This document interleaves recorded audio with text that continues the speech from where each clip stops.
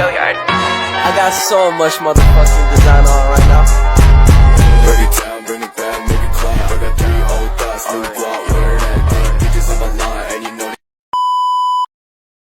Sebelum melakukan pemasangan konektor SC pada kabel fiber optik, kita harus siapkan alatnya terlebih dahulu.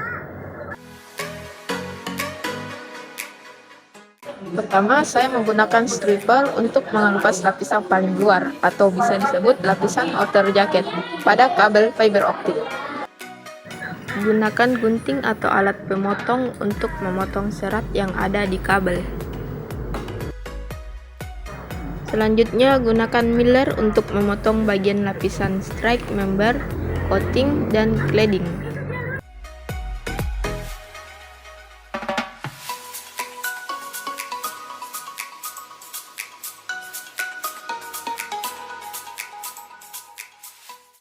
Lalu gunakan alkohol untuk membersihkan sisa serpihan serat kaca pada kabel fiber optik. Selanjutnya, gunakan cleaver untuk meratakan dan merapikan core.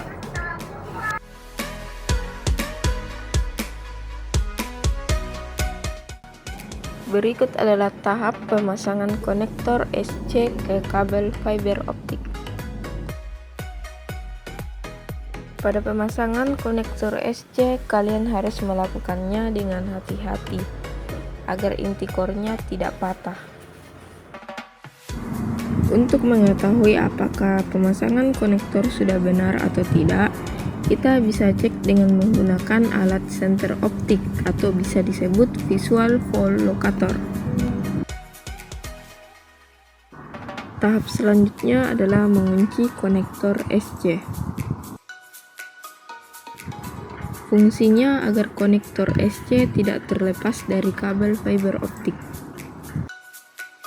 Dan yang terakhir, untuk melihat keberhasilan transmisi cahaya dari ujung kabel fiber optik yang satu ke ujung kabel fiber optik yang lain, kita menggunakan alat OPM atau bisa disebut optical power meter.